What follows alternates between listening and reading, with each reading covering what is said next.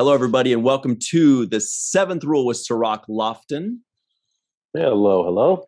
We are doing Lost Deep Space Nine episodes. To know her is to love her. This is Melissa Longo, of course. My name is Ryan T. Husk, and we are joined by a very special guest, Mr. Mark O'Connell, who is the writer of this pitch episode that was not quite picked up, but for all of you at home and for all of us, we are about to enjoy this episode that might have been together. How's everybody doing? All right. Okay. Doing good. Right. So what'd you say the title of this episode? We're gonna tentatively call it Jake's episode. We're gonna call it Jake's story. Yay. Give me a couple of minutes, I can do better. But for off the top of my head, with Jake's story. All right. But I like that. Jake. Yeah. Sirach's like, I like Jake's episode better. Hey, either way, I'm heavily featured in this. Let me guess what it is before we let you get into it. It's about Jake and the Intendant running off together. Oh, ooh, I like good that. guess. Good guess. Jake's fantasy. Somebody's gonna write that. For that's a Jake's fantasy. Sorry, that's a different That's episode. Jake's fantasy. That's Jake's Holosuite program. Yeah, that's different episode. All right. So let's get into this. You've got a full 3-page treatment for this, which is really cool. And we're all going to read it together for the first time, except Mark, he's seen it before. All right. So it starts like this. Jake starts work on a story about his mother's life, and he wants his dad's blessing. Cisco is thrilled and offers to help in any way he can. But Jake insists that this be his story. While researching his mother's Starfleet logs, Jake comes across a missing stretch of time shortly after his parents were married, when they were serving on different ships. His mother's ship was in the Surani system at the time, while his father's ship was across the Federation. Further research turns up a surprise. Curzon Dax served aboard Jennifer's ship at the same time, and his record has a stretch of missing time that matches his mom's. Tantalized by his discovery, Jake asks Dax about it, but she can't remember ever having been to the Surani system with or without Jake's mom. Dax puts it down to a mistake. That is such a great start, isn't it? Yeah, what's going on here, Dad? Well, I thought it would be fun to play with the idea that through Dax's different I don't know if you call them incarnations. I know that's not really the right word for it, but through Dax, I mean, Dax has been kind of different people in the same person at the same time for so long, and I wanted to do something where that would play on, if a Trill remembers something, whose memory is it? Is it the host, or is it the worm, or is it both somehow? I don't know. I thought that would be a fun thing to kind of dip my toes into with this story. Yeah, that would be fun to explore. They kind of touched on that in the trial with Jadzia and her former, with Curzon as well, and him having an affair with this famous person on a planet. But so it's very possible that would be fun to expand on. Man, and I think everybody wants to hear more about Jake's mom, Jennifer, because we only got a little bit. She came back once or twice. We got to see Mirror Universe stuff, but that's a really, really fun idea so far. Mm-hmm. So then it continues. Let me guess. It continues. And we see Cisco sitting on the Maury Povich couch, waiting to determine if he is the father. No. Okay. You are so good at this, man. You are so good at this. Where's the paternity test? Yeah. And then they taped over the recording. They're like, "Oh, sorry, it's gone." Tape some Sally Jesse Raphael over it. Okay. Yeah. So later, Jake learns from his dad that this was the worst time of their marriage, marked by pressure, distance, and fighting. The important thing, he says, is that they worked through their problems and their marriage grew stronger. This only fuels Jake's curiosity about the missing time in his mother's life, and he leaves on a transport ship headed to the Serrani system. At the Serrani settlement, Jake finds that the locals remember his mother and Curzon being here together all those years ago. In fact, they remember it in such vivid detail that Jake realizes they all have total recall. Jake eagerly begins to retrace his mother's steps. That also feels like a commercial break right there, doesn't it? Mm-hmm. He's like, they all remember literally everything. Yeah, that's weird. I can't even remember what I ate yesterday. I can. You ate it on the show. Oh, that's right. But if Curzon was the father, wouldn't Jake have some spots? Whoa. Is that where we're going with this? You're kind of jumping the shark there. Something's going on. I'm not saying it anymore. My spots. He said it was a beauty Where did mark. my spots go? 1,000 of I them. thought it was a birthmark. And I have this little pouch that came from somewhere. Oh yeah, do they have like kangaroo pouches? No, they cut them. This is getting good. So you say they all have this. What was the word you used for them all remembering at the same total recall? Yeah. Mm-hmm. Total recall. That's interesting. That kind of like makes my antennas go up. Like, what's going on here? How come they all remember everything? Mm-hmm. So keep us going with these cliffers. Here it comes. Yeah. That's the way they trained me to think. And obviously it works because you're all like taking guesses about what it means. I like that. So it continues. On Deep Space Nine, Sisko and Dax piece together the mystery Jake has uncovered. Dax is concerned about her memory lapse, and she and Sisko wonder if Jake is heading into danger or ... There's another possibility that neither wants to discuss, that Jennifer and Curzon were having an affair. Looking for answers of their own, they take off for Serrani. Dun, dun, dun. So there's the B plot. I loved your reaction, Sarah. I loved your reaction. Wow. That's Maury hard. Povich is right. Yeah. Tough one. That's hard. So it continues. They arrive at Serrani settlement as Jake makes a disturbing discovery. Despite their total recall, none of the Serrani can remember anything from before Jennifer's and Curzon's visit. Fearing that his mother had some part in a catastrophic event that caused the Serrani's collective amnesia, Jake feels that Dax is holding out on them. So there's more to this than just a potential affair. There's some kind of catastrophic event. Maybe it's like some Men in Black type thing where their memories were wiped to hide something catastrophic. Yeah. And how come Dax doesn't remember anything? She has like a solid memory where she remembers every one of her lifespans inside of her. So far. So far. There's always a first. Yeah, this is the first. Okay. Mark, I have to say, from your point of view, this has got to be so much fun to see people like reading this for the first time and reacting to it with such interest. It is. I'm loving watching all of your expressions as we go through this. It's really fun. It's a great experience. Oh, that's great.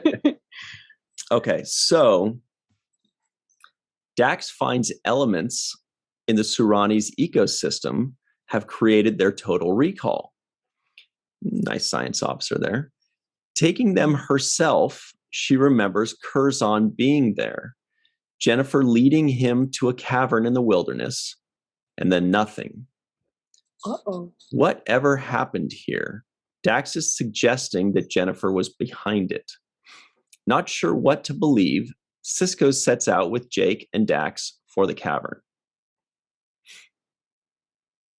I'm just going to say, if I was writing this now, I might not go for the dark cavern ploy. I'm not sure if that's where I'd want to take the action, to a dark cavern. It seems a little cheesy to me hearing it now. Well, Star Trek loves their cavern sets. Yeah. Well, if you're going to have a deep, dark mystery, you might as well have a deep, dark cavern to hide it in. Okay. So here we go. Still doubting Dax, Jake enters the cavern with Sisko and Dax. Deep within the cave, they realize that they are actually inside a vast life form.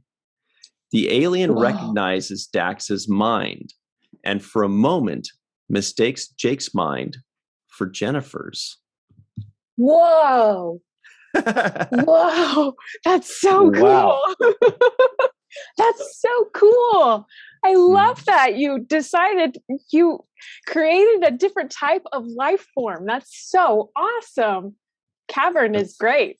I think it works. All right, you convinced me.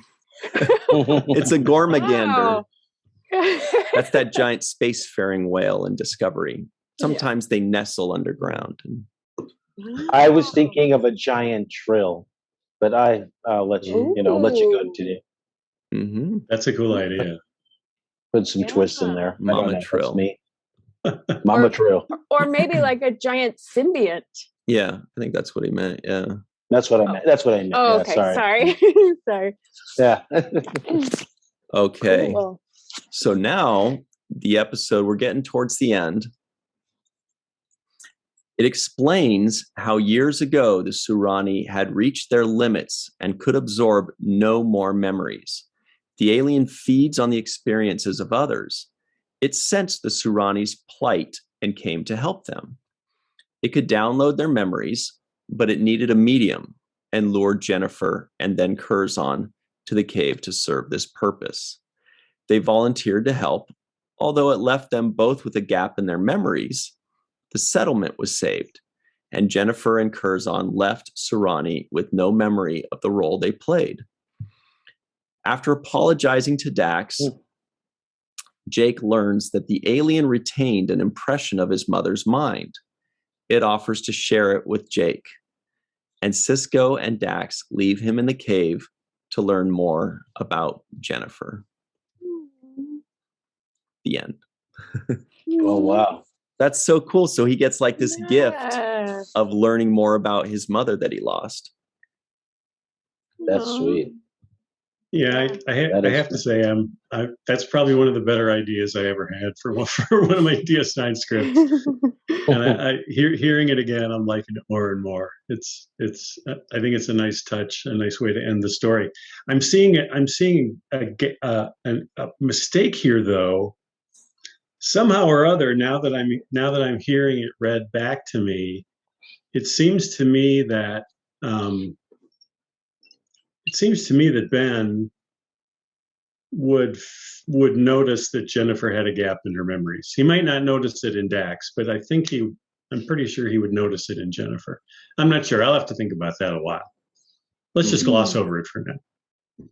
Well, maybe that's part of the that was part of the struggle, because she couldn't remember either. That caused some strife between them. Right.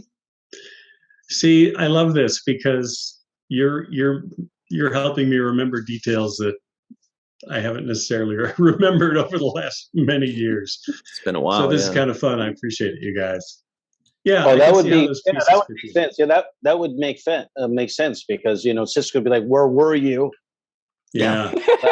And she goes, I don't remember. He's like, likely story. Oh, and Curzon doesn't remember either. Yeah, that makes it all real. And then knowing Curzon, the smooth talker he was. Yeah. And I wanted to tell you, I'm pregnant.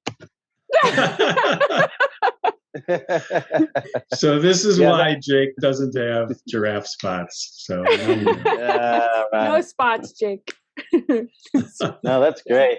I mean, there's something there. I mean, even if you extrapolate some of the other stuff and you were to transfer it to another show, the element of this alien life form that that is eating memories or feeding off memories. I think that's a cool concept in itself. Yeah. Well, it's the kind of story I like to tell because I like the quality of the story starts out looking like one kind of story, and then it turns, by the time you've reached the end, it's done a complete 360, and it's absolutely not what you thought any of it was going to be. Stories like that are always really fun. I always enjoy doing stories like that. Star Trek. Sorry. I was just going to say, I just think, Jake sort of running away from home for this, adventure to try to find out this deep, dark family secret that might not even be a deep, dark secret after all. I don't know. Really appealed to me. Oh yeah, I forgot to ask you. Is this like what season was this? Would you say like 3, 4, 6? I wish I could remember that. I don't seem to have any records for when I would have pitched this. So feels like a 3rd or 4th season episode. I'm thinking somewhere mid-series, yeah. Because that would have been a good time for Jake to stretch his wings, I think. Yeah. And would have been a good time to sort of raise a little mystery around Ben's and Jennifer's past.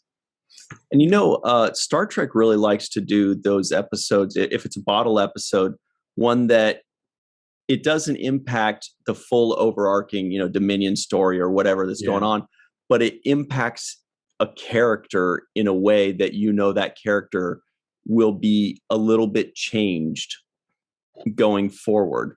Like when that final scene where we see Jake teaching Nog or, how to read, or an episode in which Kira, learns something about herself, or Odo learns about the founders. Like, even though it's a bottle episode, the episode ends with at least one character having been changed or their life enriched, or if it's O'Brien, they're more scarred. But this is a great episode because then you've got Jake, where it's like in future episodes, he could just be like, hey, I never knew my mom was a painter, but it turns out she was, or something like that. Like, he learned things. This thing gave him the gift of learning more about his mother.